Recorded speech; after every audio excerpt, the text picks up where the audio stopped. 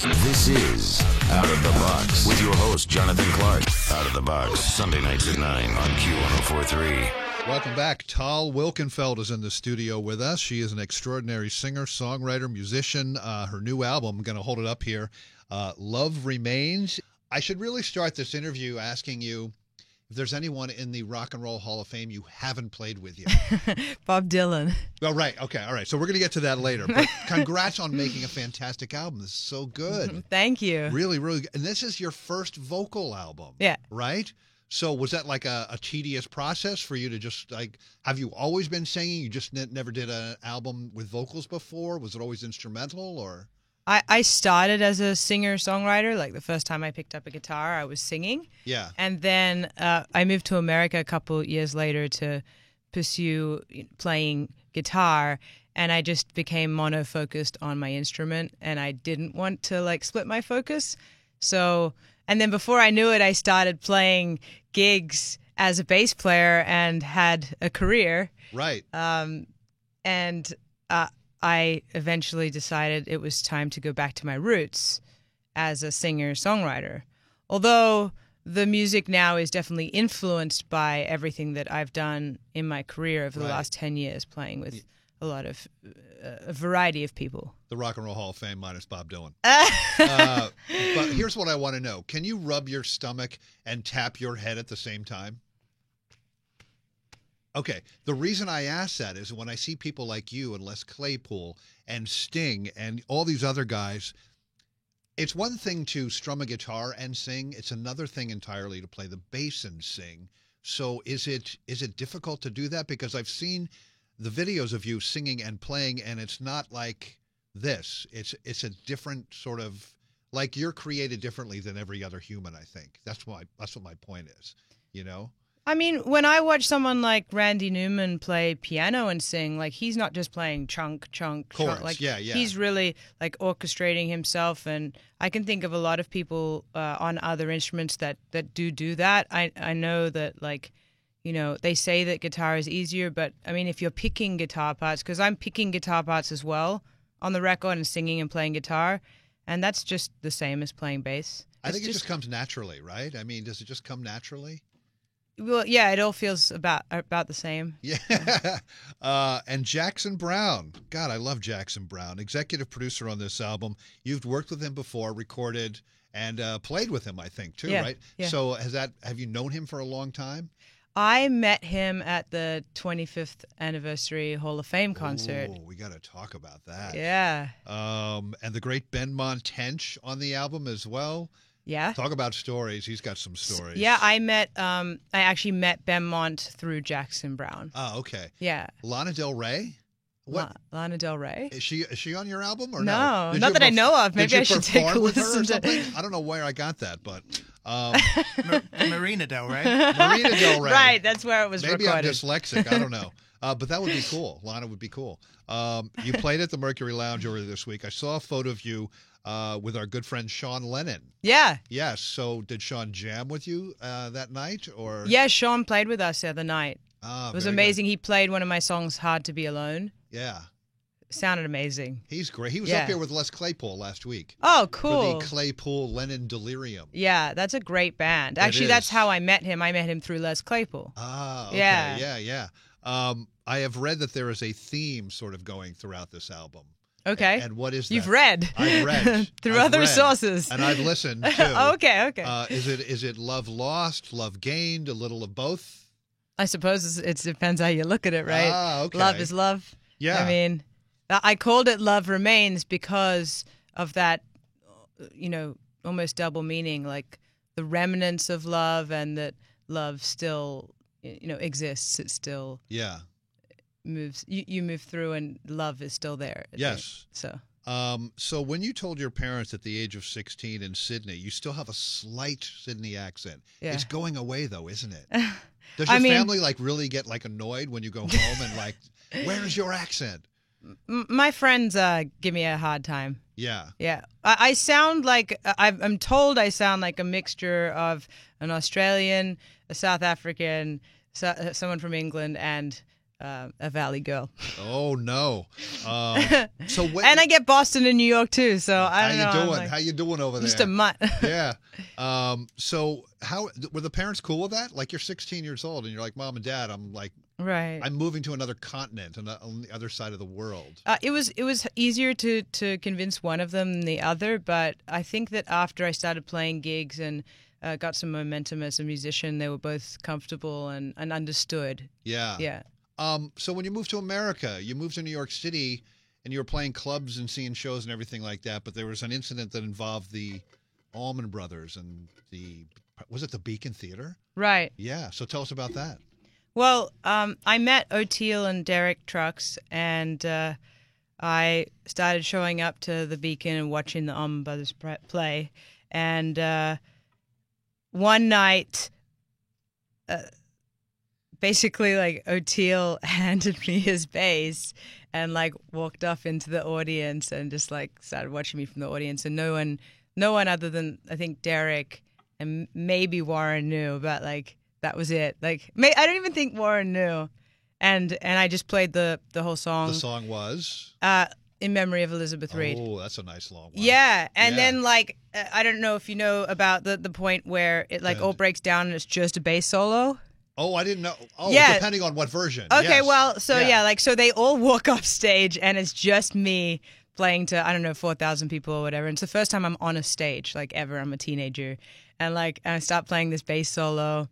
And then Butch and J-Mo join in, and we start doing, like, the solo thing. You must have known the this. song, sort of. I mean, No, I learned it Yeah, in yeah. advance. Oh, okay, yeah, I mean, yeah. well, because I'd watched them, like, probably, like, 5 to 10 times. Yeah, yeah. That was, like, a thing whenever they came in March, like, I wanted to go and see them. Peeking at the Beacon. Yeah. Yeah, yeah. It's such a shame that Oh, era I is know. no longer. But Derek does it. Derek and Susan are there like every October, I guess, for a couple of weeks now. Yeah, of course. Sort of- But, like, the Allman Brothers is just, like, Yeah, I know. yeah. But I first found out about you through your work with Jeff Beck, and you and I spoke before we started the interview about the 25th anniversary of the Rock and Roll Hall of Fame at the Garden, which you were at.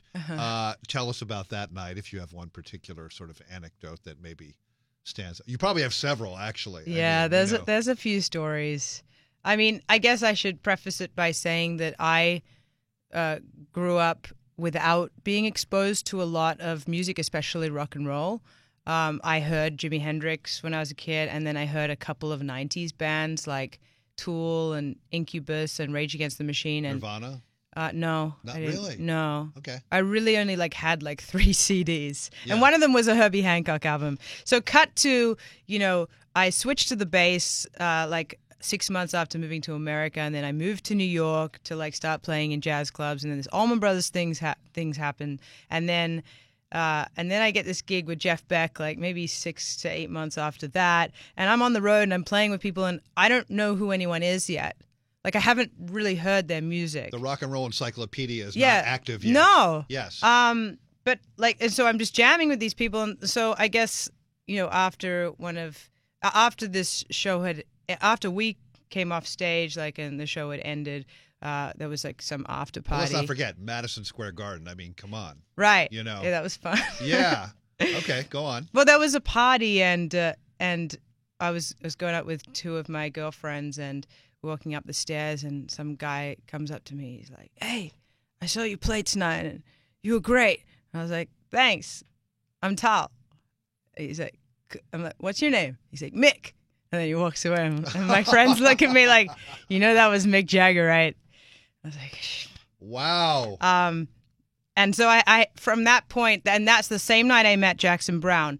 And then after that, shortly after, he introduced me to Benmont Tension. So him and Benmont were responsible for completely educating me and showing me the Stones catalog and Bob Dylan and just all kinds of things that I'd never heard before. And they really enjoyed seeing me listen to Bob Dylan for the first time. I think that would be fun too, actually. to Yeah. turn somebody onto some.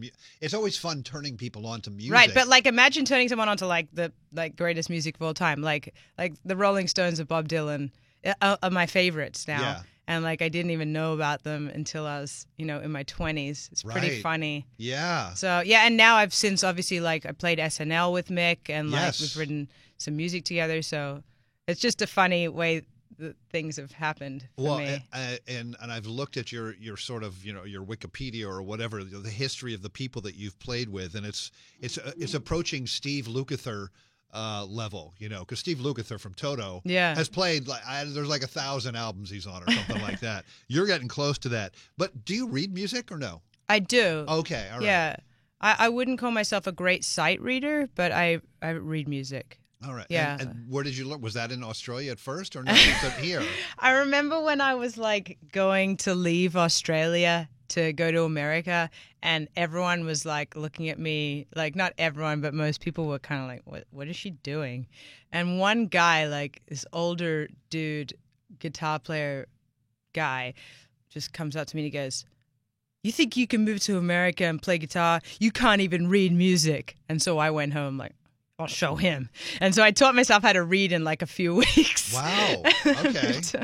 Yeah, just to like, I'll 'cause- show him. Because most people are like the Keith Richards school of guitar. Yeah, I mean, it's I'm like- not honestly like, I orchestrate things, and I wrote my whole album on sheet music. Like Yeah. I didn't write it on instruments. Like I wrote charts and like, but it's just not, I just don't do it every day. I mainly do play rock and roll, or hip hop or any other kind of music that doesn't require sheet music. So I guess like if I were to do it a lot again, I'd be better at it. Yeah. Well, you played with Dweezil Zappa. So did you have to study charts for that? No, he asked me to like sit in that same day and just sent me a couple songs, and I Oh, just okay. learned it 'Cause by that- ear. Because that Zappa stuff is pretty insane, right? I mean, that's what I hear. Yeah.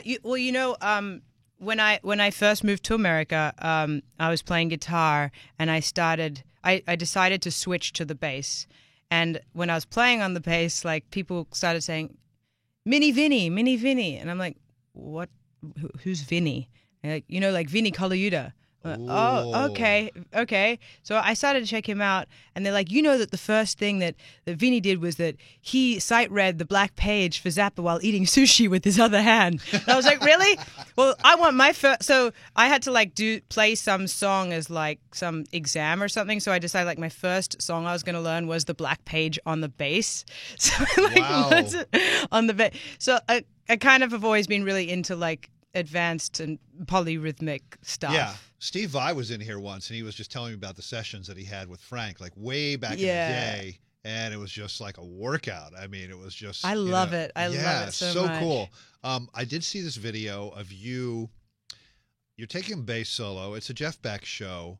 You're doing your bass solo, and then Jeff comes over and then starts playing the low notes on your bass, and you're soloing up here. Have you seen that video? Yeah, well, actually, that happened in Japan when his amp broke down, and I was trying to creatively think of something to fill up the awkward space. Right. And so I just looked at Vinny like Kill some do this, time. and then I started playing like a groove, and then I just signaled Jeff like come over here, and then we started doing that while they were fixing the amp, and then he liked it and kept it in the show. Oh, But- that's so great. yeah, good things happen like from mistakes. I mean, we've experienced that a lot as a band on stage. Like we've had to like, make good of mistakes. Well, I spoke to Joe Perry a couple months ago, and I asked Joe, how many times did you leave a mistake on a record? He goes, oh, dude, 1,000,000 times. Yeah. Yeah, because it's like a magical accident or something. Yeah, you know? I think it was Miles Davis that said something just like that, like the mistakes are the best parts. Yeah.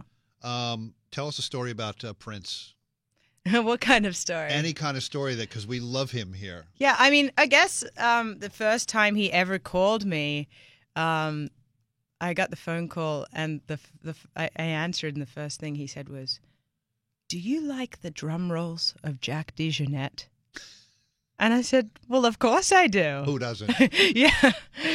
And he asked me to like assemble a band for him. So I auditioned some drummers without telling them who they were auditioning for. I basically said like I got to audition. I got come and play some I music. think that's a good way to do it, maybe, right? Yeah, I didn't want to tell them and freak them out or anything. So I Yeah. just said, hey, let's play these few songs. So I called a few drummers over, and then I just chose the one that fitted best for the gig. And then I told him, and he didn't even listen to him. He's like, okay, I trust you. And he just flew us out, and we like made it several albums. I think only one song came out, though. One was released. Yeah, one song is called Hot Summer. Right. Yeah. So far, one has been released. So we'll see what happens, right? Yeah. But a cool guy to work with, just like chill and Great. studio. Yeah. I mean, he was the first person I ever recorded on tape with, which was fun. Analog tape. Yeah. Like, Okay. 24 yeah. track, like. My first times are very hilarious. Like the fact that the first time I ever recorded to tape was with Prince is pretty funny. And he was like very quick in the studio, which I really appreciate. Like it like made me like sort of learn to configure whatever I was creating very quickly. Yeah. So just like, stick with your first instinct and just go for it. And if he wanted you to punch in, it would just be like, you get one shot. Oh, wow. And you don't get a Okay. second shot. Yeah. So your punch could be worse than the original, but that's what's staying. So he's like, "Are you sure you want to punch? Okay, okay, here we go." And that, Wow. yeah, I liked that. It kept me on my toes. It's really fun. Did you see Bohemian Rhapsody? I saw a little bit of it. Yeah. Okay, you haven't seen the whole thing. I haven't seen the whole thing yet, and I'm a huge Rami Malek fan. So it's just because I was, it was late at night when I started watching it, and I was very tired, and I couldn't get through it yet. A Star but is Born? Did you see that? I did, yeah. And what'd you think? Great. Yeah. Yeah. Okay, here's the last question. Top 5 bass players of all time. Oh my gosh, the hardest question for last. Well, right now. It could change tomorrow, but Right, I can't. Yeah, like there's so many. I would want to almost like shout out the people that mentored me, like when I was young. So like the first person that mentored me, like when I like first started playing bass, like within a few weeks, was Marcus Miller. Like I literally went up to him and I'm like, "Hey, can we get together sometime and like just play and he's talk about so bass?" good. Oh my And he's God. like, and he was like, "Sure, come on, kid." Like, sure. He's like, "Are you sure? Are you good?" And then he like went around. I think he went to Roger Sadowski and he asked Sadowski, can she play? And like he said something, and then he did that, which was so sweet of him. And then the next person that did that, the next two people, was Anthony Jackson, who is just, if you haven't heard, he played on the OJ's Money, Money, Money. Oh, okay, yeah. It's ridiculous bass player. I used to go watch him every week in clubs at the 55 Bar in New York, and he was playing with Wayne Krantz. And like he would sit with me every week, like for hours in his car. And we never picked up the bass together, but we would sit and listen to records. And he would just be like, "Hey, you hear how he just did this while the drummer did this?" And no, so yeah, I like that. But did you think that they should have done? And that taught me like how to think about music. The rhythm section. Well, Yeah. not even just music in general. Like he was questioning everything, and he also like he used to tell me stories like like Steve Gadd, used to tell me that on your worst day you're still a bad motherfucker, and you just remember that, Tal. On your worst day you're still a bad motherfucker. I'm like, okay. He said that to me like every week for years. So that was really helpful. So that's and 3. then well, the third is Oteil. Oteil, yeah. Oteil, and we practiced a lot, and he actually played on one of my songs on my first album. So that's 3. And then I'd have to say Willie Dixon. And wow, Ron Carter. Oh, man. Yeah. Well, there's James Jamerson too. Shit. Yeah. Thanks for not including me and embarrassing me. I appreciate that. I mean, there's so many other people that have come into my life and are so amazing. Like, actually, Lincoln Goines was really supportive of me. Will Lee was great with me. And these are all, not just they were great with me, like they're great players.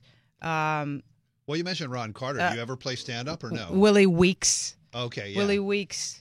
My gosh, I'm missing people. See, this is terrible. I'm sorry to all the bass players. I'm not shouting out right now. But Ron Carter, stand-up bass. You ever play stand-up or no?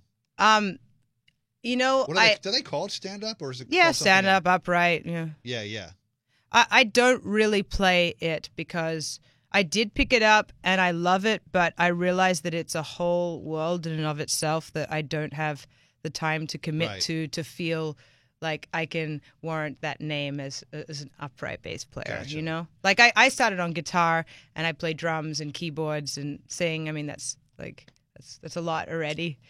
You know, it is. Mm-hmm. And I you know, songwriting is like an instrument too. Like you really need to do that every day and write lyrics and. Yeah, totally That's the different whole thing. craft. I mean, it's Yeah. just, you know. Her name is Tal Wilkenfeld. This is the new album that everyone should go get. It's called Love Remains. Tal, thank you so much. Guys, thank you so much for Thank you. stopping Cheers, by guys. and jamming. Thank you. Thank you. Thanks. This is Out of the Box with your host, Jonathan Clark. Out of the Box, Sunday nights at 9 on Q1043.